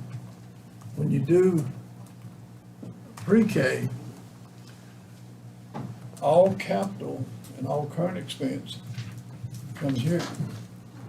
And you're gonna have, when you do that, you're gonna have brick and mortar expansions. So I don't know, I know at the federal level, they talked a lot about pre-K, but I don't hear anything at the state level, if that's something that's rolling up or not. So you're gonna have to, if we go this way, it's our baby. So my understanding, Commissioner Shields, is that just like the 5 pre-Ks that are in Franklin now, county pays for the brick and mortar, the state pays for the teachers. they, as I understand, they qualify. There's the question was presented to me, will Highlands qualify for the supplement to hire those teachers? Franklin, they call it, what is not the poverty level, there's another index that they use to get funding for those pre-K teachers. They're not state funded, as I understand it, right? No. It's a special program. It's a pre-K daycare. It's the daycare. Enlighten us, sure, Derek. Well, I did speak with Dr. Baldwin about it today, actually, and he said that there would be 1 teacher and 2 teacher assistants required. I think it was 2 classrooms. Was it 2 they're renovating 2 classrooms in the actual middle school portion that the new building would be built is the 4 classroom facility, but the pre-K is a remodel, is that right, of the existing facility there? Correct. And it was my impression, and again, Dr. Baldwin needs to clarify this. I can't speak for Dr. Baldwin, I'm going on memory of recollection, which mine's getting bad too. But it was going to be 1 teacher and 2 teacher assistants per each of the 2 renovated areas. And with state funding, they would fund everything but 2 teacher assistants. I believe that's what he told me today. And no brick and mortar, that's still. Well, yeah, it would be no brick and mortar there, but I think as far as the current expense and the teachers, and again, I'm going off of a teacher for each classroom and 2 teacher assistants in each classroom. I think it would be, that the county would come down to having to get 2 TAs. I believe that's what he said. Oh, can somebody put this on a proposal? Is that what we're looking for? And I would feel more comfortable if Dr. Baldwin was here to address that, but. That's the only point I really wanted to make. I've been liaison in the school system for 2 years, and I've said, Commissioner Shields, how many meetings have we had about the facility at the middle school? I mean, the new building outside, 4, 5, 6, and then we've had probably the same or more for the high school, probably closer to 10 or 12. I mean, I just feel like if the school board was here and they prioritized this number 1 and they kind of had the plan, I support it hands down. It's definitely necessary. I just feel like it's come before the board last month, and now it's a lot of money to spend, overnight. Does this take priority on the projects we're currently working on, or is this I don't I just believe wanna hear that's what this. we're asking for, if I'm mistaken. I think we're just asking for an RFQ on the architectural work, right? Yeah, I'm wanting to see this project go forward. I think it's, That's the I first think it's a step. I need. mean, So that's- that's the first step is hiring an architect. The school board has voted and does stand behind this. And, They've they've looked at also this. and- got a tremendous amount of money that they're sitting on right now that they're doing a lot of repairs, such as the system at Owl Valley, the heating and air system that we're not all of a sudden going to have to pay for. So I see it as a good opportunity for us to invest in some. All the other projects, that's the first step you have to do before you spend any money. To find out that's how we're gonna know what's gonna really cost. That's right. And in this day and age, who knows? So I'll make a motion that we authorize the county manager, along with the finance director, to proceed with an RFQ for the new construction, for the much-needed project at Highland School. Second. All right, motion by Commissioner Bill, motion by second by Commissioner Shields. Any further discussion? My only question is, are we moving at the direction of the school board? Is this emotional, is this something they requested for us? They approved it. We work at the request of the school board, right? Not necessarily. They did approve this. AHEC took it to them, they approved it, then it came to us. Okay. And if you have a question, you can ask them on that and see. Then the principal took me through. Because technically, the county still owns Highland School. The school board does not own it, just like Nine Yeah, Highland School. we've got an existing loan encumbered against it. That's so, right. yeah. We're still We we're own it. considered We the lease owners, it just back like to at Nine them. Highland, like a middle grade. So, This RFP, Who's asking for contractors or bids? pardon? We're It's asking for for architects. architects. Yeah, architect. Yeah. Yeah, if we do the RFQ and then have a committee that selects an architect, then the next step would be negotiating a price and be coming back to the board and saying, hey, it's gonna cost, if you however start it much. now, you're lucky to get done in 7 months. Then at that point, the board would have to commit the funds to enter into the architect contract. Cost anything. At what point do we as a board are we apprised of the cost, the projected cost of this thing? The first thing you'll have to do is enter into a contract with the architect after we get a selected architect. So you're gonna start paying money then? Yeah. You'll have to pay money to find out how much it is. Yeah, that's what I was saying. The RFQ is running an ad in the paper. That's your expense at this point. Once the committee reviews those architects that have, say they're interested, then we come back to the board and say, okay, this is what the committee recommends. Y'all kind of bless it. The school board blesses it. The next step is to say, okay, architect firm ABC, what is your price to move forward with this as the architect firm? And you, as the board, would appropriate those funds. We could enter into contract with the architect. And until that point, we're non-committal. I mean, we're just searching right now. Yeah. Same thing with the high school project, Paul. We're working through that now. You are committed to money, though, like I said, before you can hire that contract, then you've got to commit however much his contract fee is. If it's This motion, you $300,000 don't, it's free, or Paul. whatever You're it okay. is. You'll sleep well. It's free. This one's free, except for an ad in the paper. All right, any further questions? All in favor, signify by saying aye. Aye. All right, Nantahala Library and Community Club. Paul, are you driving that one? I guess, I don't know. I've been driving it for a long time, kind of like the high school, kind of like a lot of things. It just nothing ever gets done, but, I think we got the paving, or the paving's done. That was quick. Well, I wish government moved that quick. But it's time I think it's time that we move on this thing. We've talked about it for years. Jack, are you available? What can we do at Nantahala? I understand we're waiting on Karen Wallace, the library director, to present her architectural request or whatever. I'm supposed to meet with the architect over there on the 19th to let him look at the structure himself. Then he'll have an idea of what it's gonna cost, and I'll let you know that. Is there work, when could we, I think what we need to do as a board, we need to commit to this thing. We flopped it around, we delayed it. And I'm like, Jimmy, what I'd like to see is a commitment, saying, Jack, go to work on this thing. If there's things that you can do, or you can, I don't think we need to use the county maintenance department on that. That's a long ways to drive them over there. It takes them away from other services. We're just gonna have to, do you think we need to sub out what we can on this? Yes, sir. All right, is there something that if we could get board approval for you to proceed on this thing, are there certain items of improvement that you have time to allocate?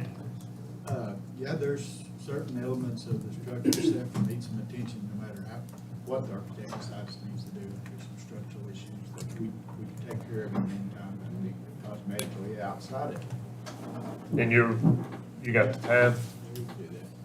If we got the money, you got the time. Yeah. With that being said, gentlemen, I make a motion that we proceed and authorize Jack Morgan to take on the improvements to the Nantahala Library Community Building. And Mr. Manager, Move forward. what about if we don't ever get broadband there? The library can't be there without that, and we just still don't know where that's gonna happen. 1,000 mark. I've talked to Karen Wallace about the internet. Now, there's a chance, a very good chance, that E-rate funding from the library would cover 80% of the installation of fiber internet to that building, and then moving forward, the E-rate funding could cover 80% of the operational costs as well. We're still in the broadband committee, like I said earlier, there's still some moving pieces with respect to the internet situation over there. We're looking at wireless options as well as hardwired options, and we're evaluating that and going through that process right now. What Jack said, I think, the first thing that you can do in terms of moving forward with those renovations, if, like Jack said, and I think we've agreed, county maintenance is not gonna do it.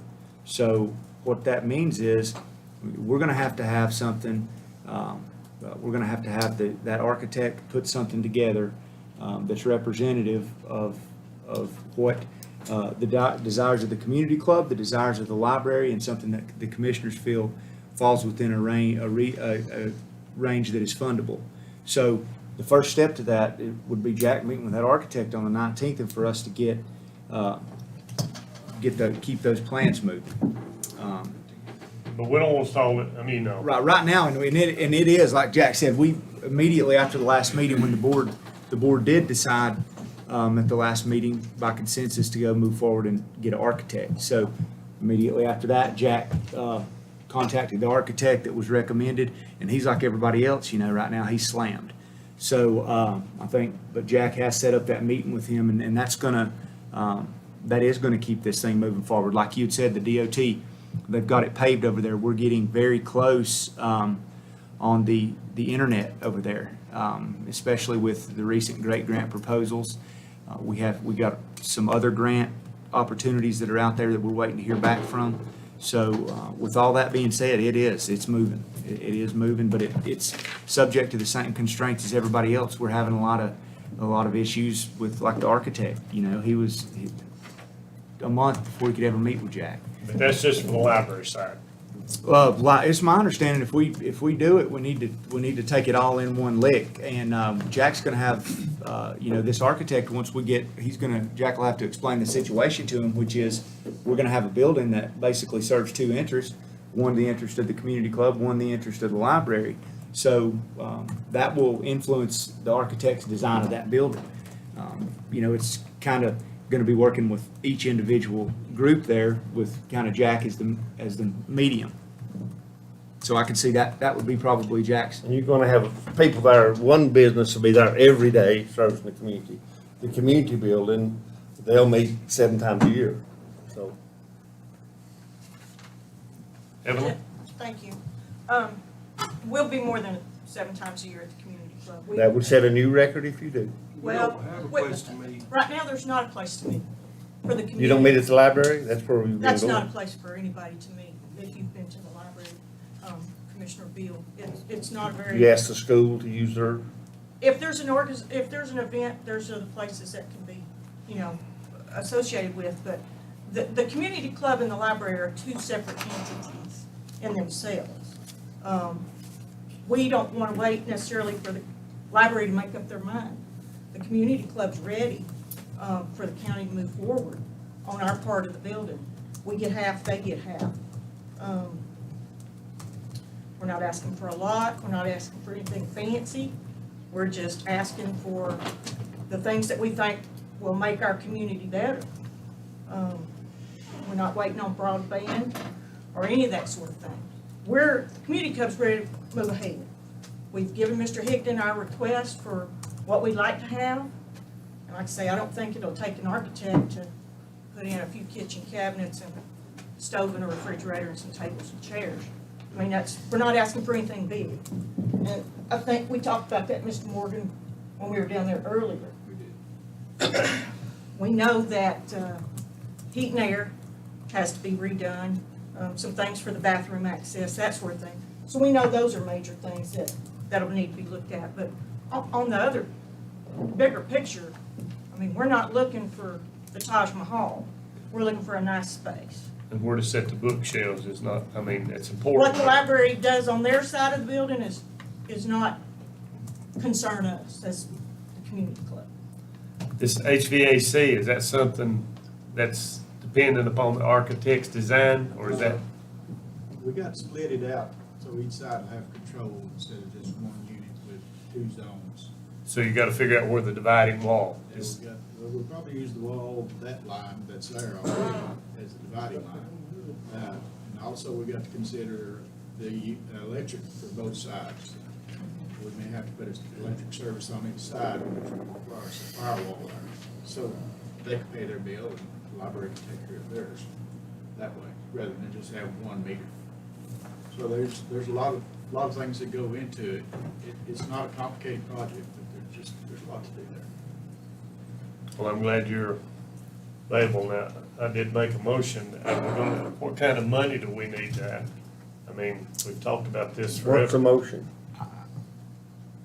To move forward, and we will, and once Jack meets with that architect, see the other thing, after that, that architect's gonna give us a price, just like we're getting on the, just like we did on Highlands just now. This one will be, we will not have any money until we know what we're entering into a contract with the architect for.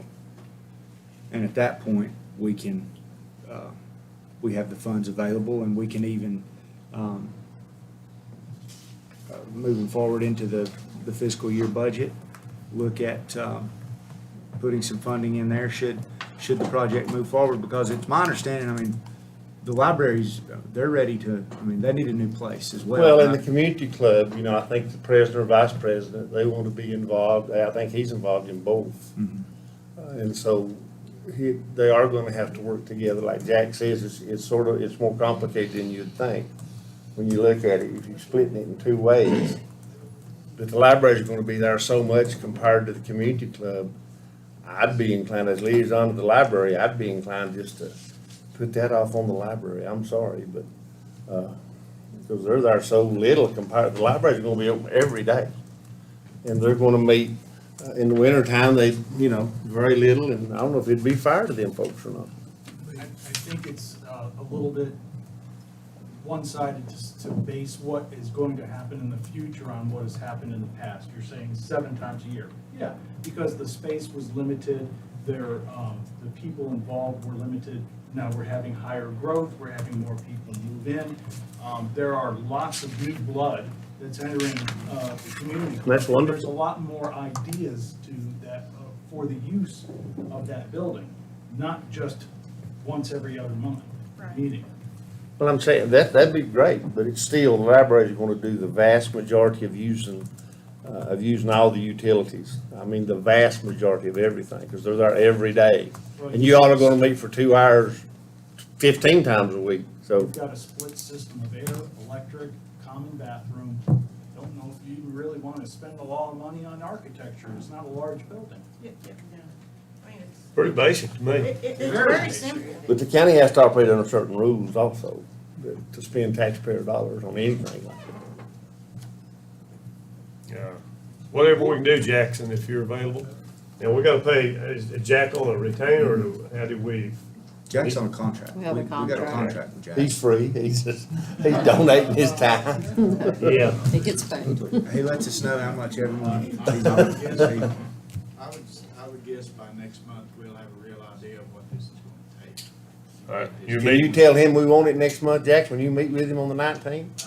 I'll have his price by then for sure, and his ideas, but I hope so. What about by our May 26th budget presentation? We have anything by then? I'll find that out when I meet with you the 19th. We'd have to put it out for contract before then. Well, if it's under 50K, we won't have to do the RFQ, so it depends on, I can't imagine. with it being such a small I'm talking building. about the contract for the work. Oh, yeah, definitely. we have a sacred fund balance. Well, and that's, not to spoil any budget thunder, but, we know that this project seems to be a high priority of this board, as well as the Macon Middle School locker room, which isn't fully funded. So, Derek and I, hope I'm not speaking out of No, turn. go ahead, Luke. Go But ahead. we have been talking about, this current fiscal year we're in is a perfect time to go ahead and appropriate some revenues towards those projects and move them over to a capital project fund. Because sales tax, has just been a phenomenal growth this current fiscal year. So, our fund balance is probably gonna grow. So rather than let that excess sales tax just roll into fund balance and appropriate it next year, we've been talking about maybe bringing before the board to go ahead and appropriate it now and transfer it to a capital project fund for Nantahala, transfer it to that capital project fund for the locker room. Lori, how is the state 2-3 months behind? How They're a far- 3-month lag. So the money we receive. That's not improved at all. No, the money we receive in the month of May will be for February retail sales. But yeah, every month this year in sales tax, we've had an increase over prior fiscal year. So like I said, we've had a phenomenal sales tax year, So anyway. that proposal will be in, we will decide on that. May 26th. At the May 26th, we'll bring, we'll have our suggestions of what we're That's when you'll thinking to propose it. appropriate some revenues for both projects. And then we'll vote on it. when Yeah. we're- So, and that's the only two items. I mean, it doesn't matter to me if the money rolls into the fund balance. You get a lot of slack over that, but, or if we appropriate it prior to that. If we appropriate it now, then we could go ahead and transfer it to those capital funds, and it won't roll into fund balance. It will be sitting in those capital funds. And we're thinking maybe 500,000 for Nantahala and 1.5 for middle school. Somewhere in there. I can't remember the middle school number Yeah, I off the can't. top of my head, but yeah. I think it's went up, I really do. I mean, it's, the price, now lumber, the bottom dropped out of it, but not nothing with cement product. Yeah. Yeah, we do have some money already appropriated for the locker room, but not enough. So yeah, anyway. All right, good deal. Thank y'all from Nantahala for coming, Jack. Your meeting's May the 19th.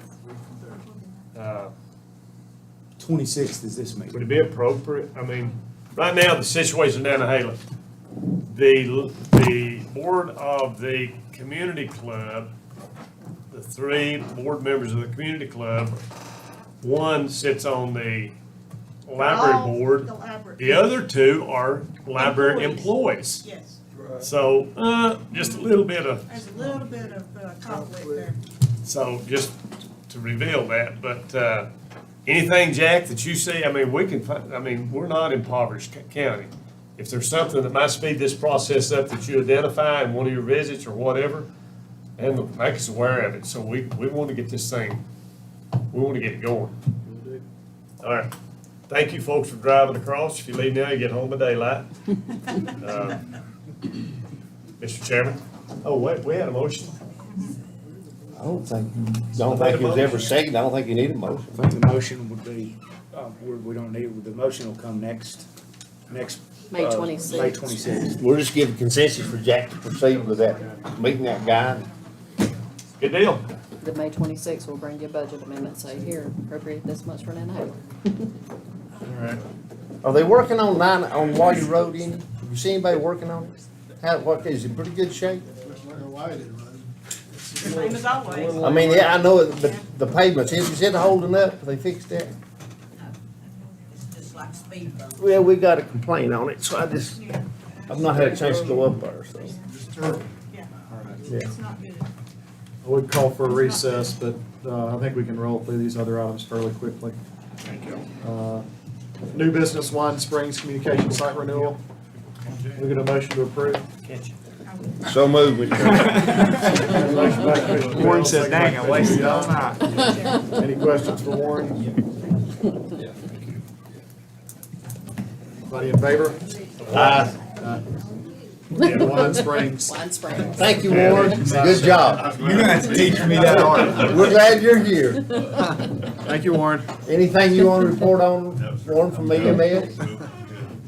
If you don't know, Warren EMS is setting new records for the amount of calls, almost weekly.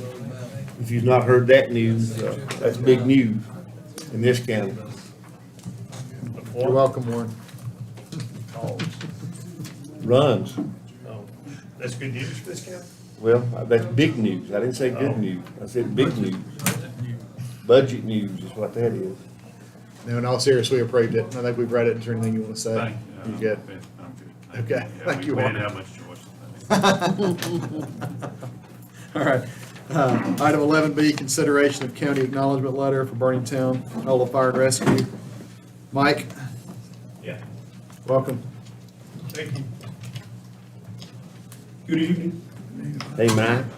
I'm here on behalf of Burningtown, Iowa Fire and Rescue, requesting a county acknowledgement letter for our lender pertaining to the purchase of a new apparatus for our department. This is a 2,000-gallon super tanker.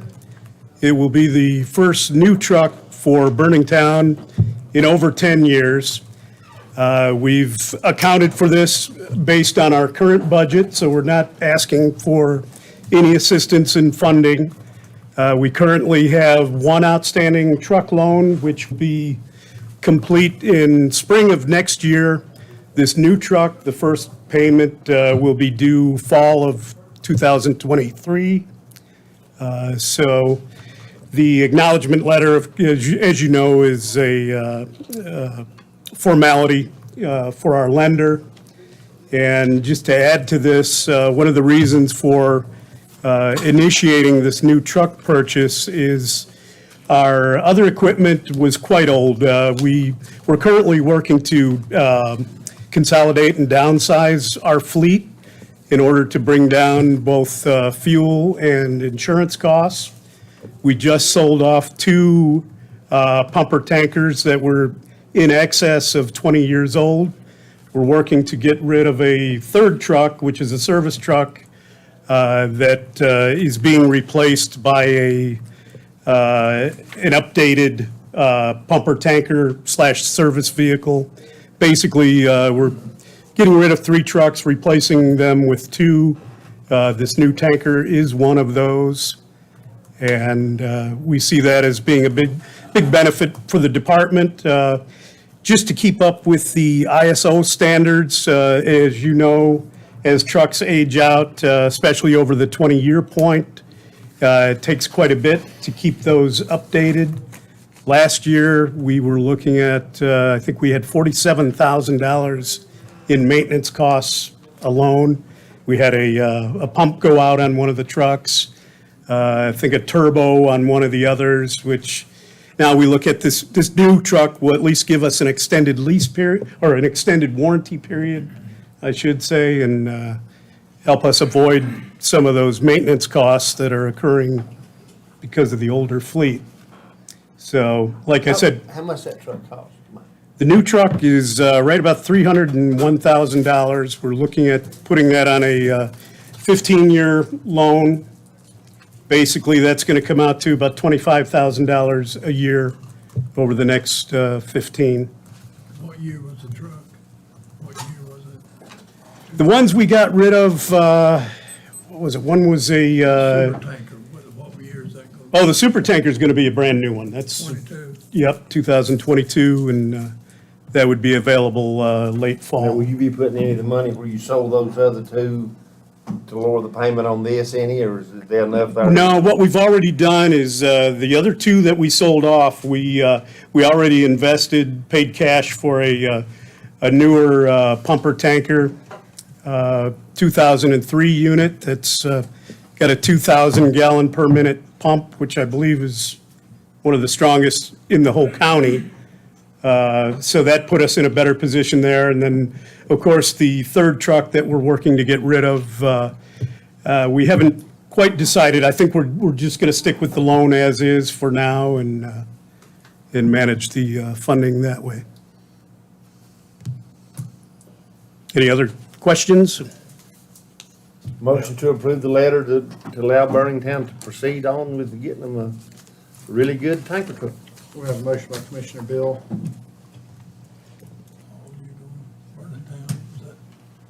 I would second, but I got a question. Oh, okay. You can second, and we can go into discussion. Okay. You got a second? Motion by Commissioner Bill, second by Commissioner Higdon. Discussion. All right, now, I've heard for a long time, when you need these subcontractors need letters from the commission. I can't find it in the contract. The wording in the contract is that if you, to quote it exactly, any expenditure that establishes a new operating expense that will extend beyond the current fiscal year shall require the concurrence of the Macon County Fire Marshal's office. Warren can probably help with that. That's actually something we're working on with a new contract. That's always been confusing as far as an issue for us as far as saying it's okay. But I think in this particular case, and we've seen this from a lot of lenders, even though it says a lease, in all legality, it's probably a purchase with a dollar buyout or something at the end, but the lenders wanting that confirmation of the funding that we provide them, which Lori's already done, and just to make sure that they're still in good standing with us. So we're gonna fix that contract stuff. That's something Eric and I have already been working on, and you're gonna see that probably very shortly, the next couple of months, to clarify those expenditures, what would require your approval and what wouldn't. And typically, you typically are already doing that when we do that budget process. When you get the budgets next month, anything that anybody's put in there, you're putting almost your stamp on that for the next 12 months. So yes, in the next contract, we're gonna want them to come to you if it's something that's gonna exceed what they've normally planned for, something new that's gonna, it's a loan for 7 years or something like the garbage truck that we talked about, stuff like that goes a long period. But as far as the fire marshal's office, we don't have an issue with the financials on this one if it doesn't require a loan because it's within their budget. But the lender themselves are still asking for you to verify that they exist here, that they're in good standing, they have a contract with us, and they ask for the financials on what they've had, I think, for the last 3 years. 3 years, yeah. I have to provide their assessed value, the levy, the collections for the last 3 years. Mike, In what is addition- the warranty on that truck? And the apparatuses like that pump, I know a pump is $5 money. Offhand, I want to say 3 years. I'd have to double check and get back to you. Do you know that? The truck Michael? itself, has got a 5-year warranty, bumper to bumper. Pump, actually, the whole pump itself, it's got a 7.5-year warranty. Okay. But that's big money, ain't it? Yes. Cap, or Chief Schuler, that's a big, Yes, it is. you don't want to be Also, the replacing many insurance, pumps. The VFIS insurance that a lot of the departments use in the county, let us insure it for $100,000 more than what we paid for it. That way, if something does happen to the vehicle, it's paid for, and we've got enough to get a used truck to replace it, something else to be done. Warren, have you reviewed this letter? I have, there was one thing that I should have called originally. It references a special ad valorem fire tax. And legally, ours is actually a service fee in North Carolina, so we just need to, I'll just change that to service fee on the letter. We'll put it in the correct verbiage for what we actually have. Okay. That way it's, I hate to sound like Eric, but that's illegal. Any further questions?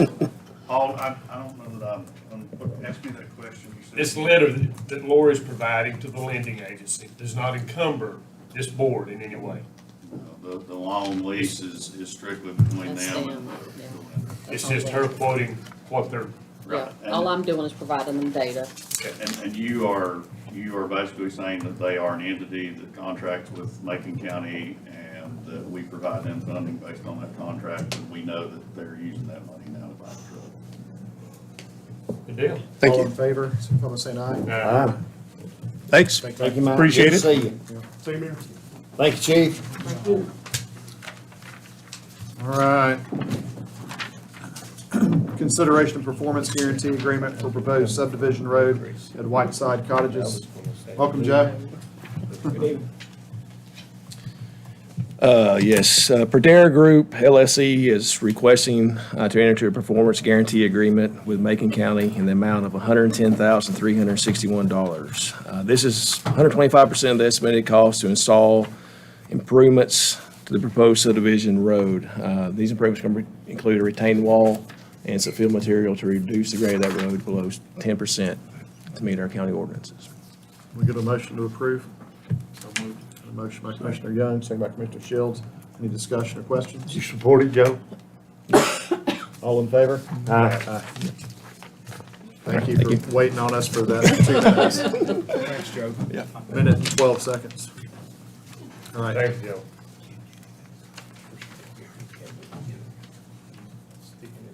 Can we get a motion to approve the consideration for fireworks display for Jayco Pyrotechnics? That's the one at Skyline Lodge. Has they met everything, Warren, as far as you know? Yeah, These- I looked at that one, they've got the insurance coverage and the certified. Is this the same company doing the other? No, two different companies. Have we got that other company's info? Yes, we do. Can we get a motion? So move, Mr. Chairman. Motion by Commissioner Higdon, second by Commissioner We doing both Shields. of them, Mr. Chairman? I was just doing the D one first, the one at Skyline Lodge. All in favor? Aye. All right, the next one's at, I don't know who it is, Mike will have to tell us, but it's at Rockwood Lodge. Yes, At the end of this Hickory one Neck Gap. is, I apologize, hang on just a moment, I have this stuff in front of me.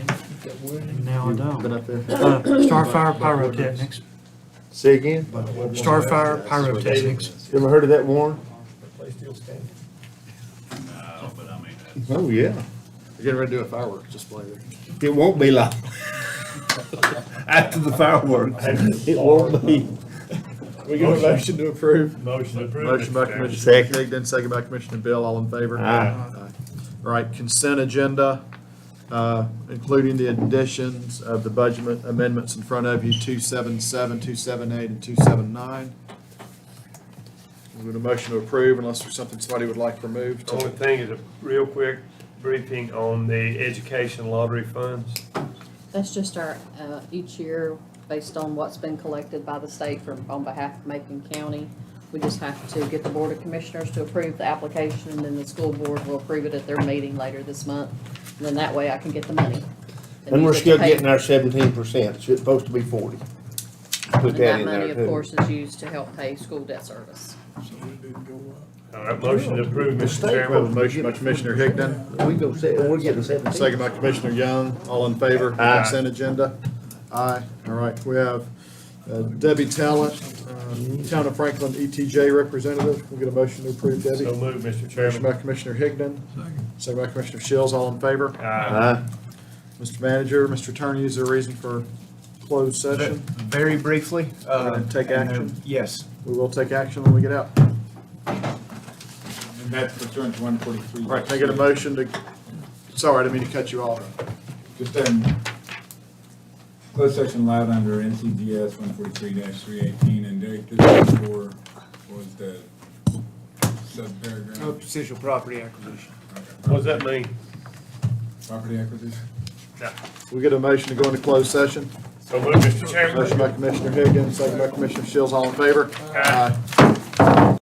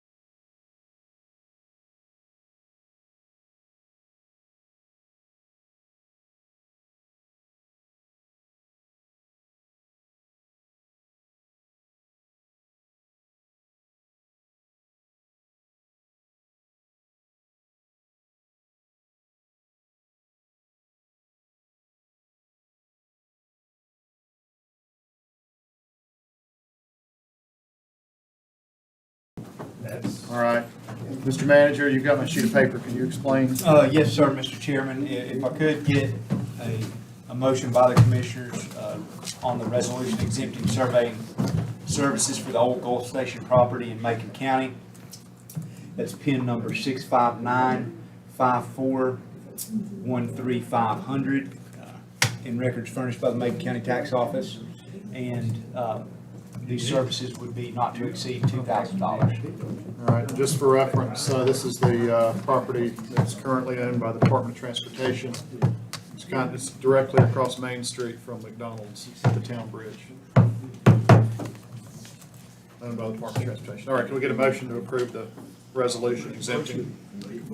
Motion by Commissioner Shields, second by Commissioner Young, all in favor?